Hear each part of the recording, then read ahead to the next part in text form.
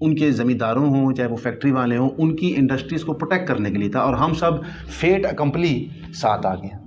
اور ایک بحث یہ بھی پیش کی جاتی ہے بہت دفعہ کہ اگر پاکستان اور انڈیا ایک رہتے تو شاید مسلم امت کے لیے اوور آل ایک بڑی اسٹرانگ نیشن بن سکتی تھی۔ نہیں، یہ بالکل نان سینس بات ہے، ایسے نہیں تھا ہونا کبھی بھی۔ اس کی وجہ یہ ہے کہ اس وقت بھی ہندو ہم سے تعداد میں ڈبل ہے، ایسے ہی تو یہ جو لوگ یہ باتیں کرتے ہیں نان سینس باتیں کر رہے ہیں، اس طرح کچھ بھی نہیں ہونا تھا۔ تعداد تو ابھی بھی ان کی ہم سے زیادہ ہے، 90 کروڑ سے زیادہ ہے، ارب پہنچ گئے وہ جی ارب ہو گئے۔ تو اگر آپ کی بات مان لیجیے ہم اکٹھے ہوتے تو ہم ذلیل ہو رہے ہوتے، ابھی بھی ذلیل ہو رہے ہوتے۔ ہم اس وقت 60-65 اچھا، اب یہ جو آپ کہہ رہے ہیں بٹوارے کے حوالے سے میرا موقف ذرا ڈفرینٹ ہے، اوکے ٹھیک ہے، لیکن الٹیمیٹلی جو کچھ ہوا آج کی ڈیٹ میں یہ بہتر ہوا۔ اگر آپ کہنا اس بٹوارے کی وجہ سے ہوا تو مجھے یہ بتائیں یہ بنگلہ دیش اوپر کیوں چلا گیا؟ اس میں میری اپنی ذاتی رائے ہے جو تھوڑا سا دین کی بحث سے ہٹ کیا ہے، لیکن انفارچونیٹلی یہ جو پورا خطہ ہے پرشیا سے شروع ہو کے بنگلہ دیش کے ٹپس اور اینڈ تک اور اوپر چائنا تک جاتا ہے، اس کے اندر قومیت بہت زیادہ ہے اور قومیت سپرسیڈ کر جاتی ہے دین کو۔ یہاں پہ بنگلہ دیش کے کیس کے اندر ان کی قومیت سملر ہے اکراس بورڈ، اور ان کو یکجہتی کرنے میں آسانی ہوئی۔ اگر ہم پنجاب کا کمپیریزن کریں باقی صوبوں سے تو یہاں پہ قومیت نے ہمیں جوڑ کے ایک صوبہ تھوڑا وہ فیئر کیا، ہم نے انفیئر کیا، وہ سیپریٹ بحث ہے، لیکن صوبہ ریلیٹیولی بہتر بن گیا۔ او میرے بھائی مسئلہ یہ نہیں ہے، مسئلہ آپ کا ایک ہی ہے، وہ یہاں کوئی سسٹم نہیں بننے دیتے بس۔ وہ اگر لائن کے اوپر آ جائیں آپ کا ملک بھی اٹھے گا۔ وہ خود کام کر نہیں سکتے، کوئی کرنے کی کوشش کرتا ہے اسے کرنے نہیں دیتے، اور پھر کہتے ہیں دیکھو یہ لوگ فیل ہو گئے۔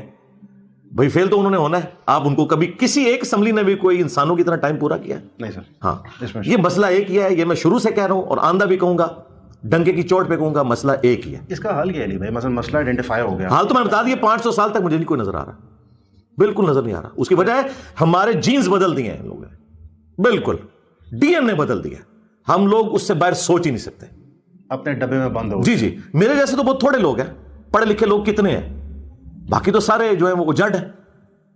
ان کو تو انہوں نے یہ پٹی پڑھا دی ہے کہ دیکھیں جی یہ سیاستدان فیل ہوتے ہیں اس لیے ہمیں آنا پڑتا ہے، یہ نہیں بتاتے کہ ہماری وجہ سے فیل ہوتے ہیں۔ ہم نے کسی سیاستدان کو کبھی چلنے نہیں دیا، ہم عدلیہ کو بھی انفلوئنس کرتے ہیں، ٹھیک ہے، یہ مسئلہ یہی ہے۔ لیکن اس کو قطن کو یہ نہ سمجھے کہ میں کوئی عمران خان صاحب کے جھنڈے کو سپورٹ کر رہا ہوں یا نواز شریف صاحب کے جھنڈے کو سپورٹ کر رہا ہوں، یہ سب لوگ یہ بھی ان کے اعلی کار ہیں، یہ جب تک بیچ میں رہتے ہیں نا تو یہ لوگ بھی اسی طرح ڈکٹیٹر بنے ہوتے ہیں، جب باہر نکلتے ہیں تو کسی کو ووٹ کو عزت دو یاد آ جاتی ہے، کسی کو یاد آتا ہے کہ جی میں فوج کے خلاف جہاد کر رہا ہوں، ٹھیک ہے۔ تو جب یہ ساتھ ہوتے ہیں، بینیفیشری ہوتے ہیں سسٹم کے، تو یہ مسئلہ بھائی ایک ہے، یہ ان بڑوں کو بھی سمجھ آ جانا چاہیے، مسئلہ ایک ہی ہے کہ یہاں پہ ڈیموکریٹک ویلیوز نہیں چل رہی۔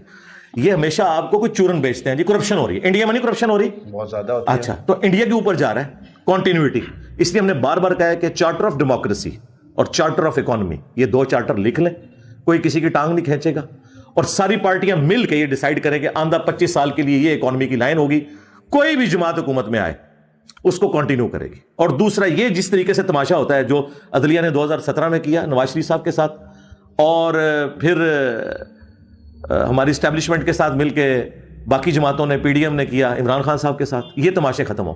تو میں آسمہ جہانگیر صاحبہ کی بات کروں گا، انہوں نے بڑی اچھی بات کی تھی کہ ہمارے ملک میں ہمیشہ ڈیموکریسی کا پودا اکھاڑا جاتا ہے ہر دوسرے دن اور کہتے ہیں یہ بڑا نہیں ہو رہا، تو بھائی اس کے بعد دوبارہ اس کو کریں گے تو پھر ٹی ناٹ سٹارٹ دوبارہ سے ہو جاتا ہے، ہمارا ٹی ناٹ کے اوپر سب کچھ کھڑا ہوا ہے۔ اور اگر ابھی بھی ہم یہ چیزیں نہیں سیکھیں گے نا تو یہ اسی طریقے سے چلتا رہے گا۔ میں نے آپ کو بڑی ایمانداری سے اپنی رائے بتائی ہے، میں پوری ایمانداری کے ساتھ اور برین اسٹارمنگ کے بعد رزلٹ پہ پہنچوں کہ پاکستان کا کوئی علاج نہیں ہے جب تک یہ لوگ اپنا قبلہ درست نہیں کرتے، یعنی کہ 500 سال کے لیے قبلہ درست کیے بغیر 500 سال بعد بھی نہیں ہونا۔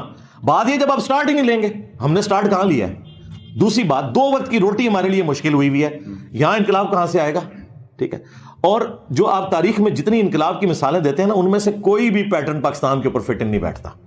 ایسے ہی ہے اس طرح کی صورتحال میں اگر آپ کو کوئی فرینچ ریولوشن کی بات بتاتا ہے، آپ کو لینن کی بات بتا دیتا ہے، کوئی فلاں کی بات کرتا ہے، میں نے بڑا کوشش کی کہ کہیں کوئی ہمارا ماڈل فٹ ہوتا ہے، کہیں بھی فٹ نہیں ہوتا۔ بھائی ہم اتنا دور جا چکے ہیں کہ ایک طبقہ اتنا اوپر چلا گیا ہے اور اس کے پاس اتنی اسٹرینتھ آ گئی ہے کہ دوسرے لوگ ان کا مقابلہ ہی نہیں کر سکتے، سیدھی سی بات ہے۔ اور اگر کرتے ہیں تو ان میں سے ایک غداری کر کے اس سسٹم کا حصہ بن جاتا ہے، پھر دوبارہ سے ان کو آکسیجن مل جاتی ہے۔ اب دوبارہ مل گئی آکسیجن، دیکھ لیں آپ۔ یعنی کھیل صرف یہ ہے پاکستان کے اندر کہ اپنا سودا بناؤ، کسی کو جی کوئی یعنی وہ جو ایک تھا نا ہمارا جو محمد علی جناح نے جنگ لڑ کے ملک نہیں لیا تھا، ایک پولیٹیشین نے اپنی محنت سے ملک بنایا تھا نا، اور جو ان کا ویژن تھا اسے نہیں فالو کیا گیا۔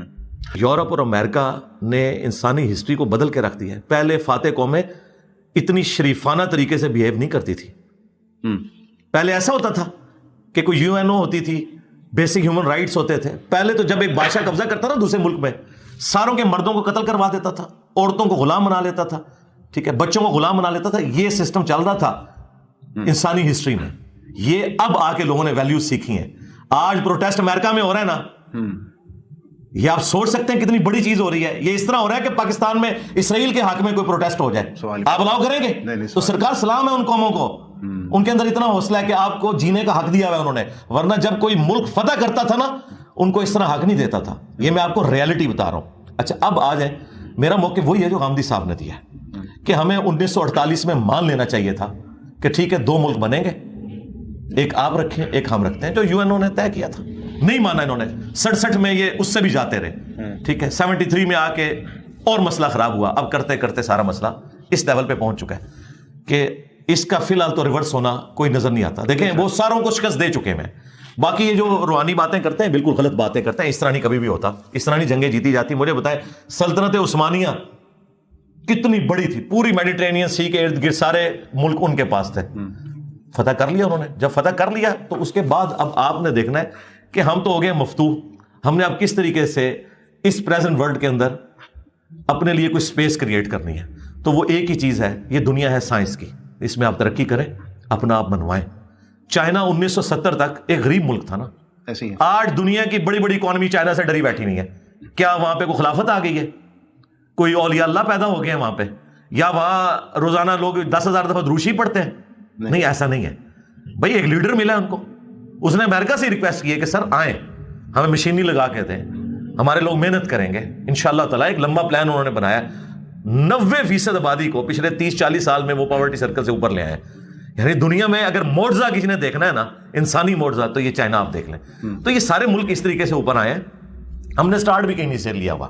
ہم نہ اپنے دین کے ساتھ مخلص ہیں, نہ اپنی دنیا کے ساتھ مخلص ہے بالکل. لہٰذا یہ کہانیاں کروانی چھوڑیں. یہ جو لوگوں نے کہا ابھی مولوی کہہ رہے ہیں بارڈر کھولیں, میں کہتا ہوں کھولیں, جانے دیں ان کو یار, بالکل ختم کریں. جس طرح ڈی نازیفیکیشن ہوئی تھی نا, تو اس طریقے سے یہ ڈی مولویفیکیشن ہونی چاہیے. جان چھوٹے یار, ان کو بھیجیں ادھر, ٹھیک ہے. وہ کہہ رہے ہیں بس چھوڑ دیں, ہم نے جانا ہے ایک بار, جائیں جان چھوڑیں ہماری. یہاں پہ تو آپ بے روزگار مر جائیں گے. چھٹا فرض ہے روٹی, روٹی کے بغیر تو پھر آپ لوگوں کو قتل کریں گے, جیب کترے بنیں گے. آپ کی کئی جہادی تنظیمیں, جب ہماری ایجنسیز نے ان کا پیسہ بند کیا ہے, پہلے تو وہ ریڑیاں لگاتے رہے, اس میں ان کو بچت نہیں, ان کو تو کام کرنے کی عادت نہیں تھی, وہ تو ان سے بجٹ لے کے کھاتے تھے. اب وہ لوگوں کی جیبیں کاٹ رہے ہیں, اسٹریٹ کرائم بڑھ گئے. تو بھائی ملک چھوڑیں. ملک چھوڑنے کا مطلب یہ ہے کہ آپ ڈگری کے لیے دوسرے ملکوں میں جائیں, تعلیم حاصل کریں, وہاں سے ریمیٹنس اس ملک کو بھیجیں. ادھر اب کوئی ایسا معاملہ نہیں ہے, سیدھی سی بات ہے. اس کی وجہ یہ ہے کہ ہماری آبادی کا جو ایٹم بم ہے وہ اتنا بڑا ہو چکا ہے, ہائیڈروجن بم بن گیا. ہمارا سب سے بڑا مسئلہ آبادی بھی تو ہے نا بھائی. اتنے سے ملک کے اندر اتنی بڑی آبادی ہے, ٹھیک ہے. ہاں ظاہر ہے ہمارے ریسورسز تو وہ نہیں ہے. یہ سارے یہ زبانی کلامی باتیں ہیں عمران خان صاحب کی, نواز شریف صاحب کی, اور کسی فوجی ڈکٹیٹر کی کہ پاکستان کو اللہ تعالیٰ نے بہت مالا مال کیا ہوا ہے. بھائی کیا مالا مال کیا ہوا ہے؟ تیل کے ذخائر ہیں ادھر, زمین زرخیز ہے, اس میں آپ ترقی کر سکتے ہیں تو کریں. بھائی آپ اپنے آپ کو ان ملکوں کے ساتھ کمپیئر نہ کریں جن کے پاس نیچرل ریسورسز ہیں, یا جن کے پاس نہیں تھے, یورپ کے پاس ٹیکنالوجی کے ذریعے اوپر آئے. بھائی آپ مانیں, جب تک آپ نہیں مانیں گے نا اس وقت تک آپ آگے چل نہیں سکتے. کہ بھائی یورپ کو پتا تھا کہ ہماری زمین اگاتی نہیں ہے, ہم نے جو کچھ بھی ہے وہ خرید کے کرنا ہے. تو انہوں نے دیکھیں, آپ کو امریکہ ایک آئی فون بیچتا ہے نا, تو پورے جیلم شہر کی گندم 1 سال کی پوری ہو جاتی ہے. ہم اتنی محنت کر کے اگاتے ہیں, وہ ٹیکنالوجی کا کھا رہے ہیں, ٹھیک ہے. ان کو اگانے کی ضرورت ہی نہیں ہے. فروٹ دیکھ لیں, باقی چیزیں. ہمیں ایجوکیٹ ہونے کی ضرورت ہے, پاورٹی سرکل کو توڑنا ہے, ایجوکیٹ ہوں, دوسرے ملکوں میں جائیں, وہاں سے یہاں ریمیٹنس بھیجیں, اور اس طریقے سے یہ سارے کا سارا معاملہ چلتا رہے. ادروائز کوئی اور راستہ نہیں ہے بھائی. اس کے علاوہ وہ جو آپ کہہ رہے ہیں نا وائلنٹ ہونے والا راستہ ہے, لیکن اس کا بھی رزلٹ کوئی نہیں نکلنا, اور تباہی ہوگی. ایک جماعت یہاں کوئی دینی اٹھتی ہے, وہ کہتی ہے میں نے جہاد کرنا ہے حکمران کے خلاف. کس لیے؟ دین کے لیے. بھائی جو تم دین سمجھ رہے ہو وہ تو دین ہے ہی نہیں ہے. ہم تو تمہیں بھی اس دین کے اوپر مانتے نہیں ہیں. تو ہمارے لیے تو وہ چینج آف ماسٹر والا معاملہ ہے. ہمارے اوپر اسٹیبلشمنٹ بیٹھی ہوئی ہے, یا کوئی مولوی آ کے بیٹھ جائے, ہمارے لیے برابر ہے. نہ ان کا کوئی دین سے لینا دینا, نہ ان کا دین سے لینا دینا. یہ دین تو ہے ہی نہیں وہ. اب جو دین ہے ایکچوئل, اس میں جو چلنے والے لوگ ہیں, ان کو ہم کبھی بھی اس آگ میں نہیں جھونکیں گے. ہم پیسو ریزسٹنس کے اندر قائل ہیں. جو میں نے آپ کو بتایا, نبی علیہ السلام نے ایک دن میں یہ سب کچھ نہیں کیا. اور دوسرا, نبی علیہ السلام کی مثال ڈاکٹر اسرار صاحب یا مودودی صاحب کا پیش کر کے لوگوں کو یہ گرمانا کہ ایسا ہو سکتا ہے. بھائی انسانی ہسٹری میں نہ اس سے پہلے ویسا ہوا نہ بعد میں ہوا. ایسی 50 سال بعد تو نبی علیہ السلام کی پوری اولاد ذبح کر دی ہے امت نے. تو مجھے بتائیں, ہم تو 1400 سال بعد بیٹھے ہوئے ہیں. اب کون سا ایسا معجزہ ہو گیا کہ اس سے کوئی بہتر زمانہ آ گیا, کوئی چینج آ جائے گی؟ اس طرح نہیں ہوگی, گراس روٹ لیول سے اٹھانا ہوگا.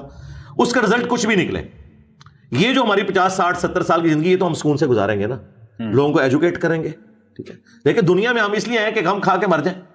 پوری زندگی ہم یہ محنت کرتے رہیں کہ جی ہم نے اپنے بچوں کی تعلیم کا خرچہ کیسے پورا کرنا ہے, اور ہمیں لوگ یہ بتاتے رہیں کہ آپ روزانہ 100 دفعہ دروشی پڑھا کریں.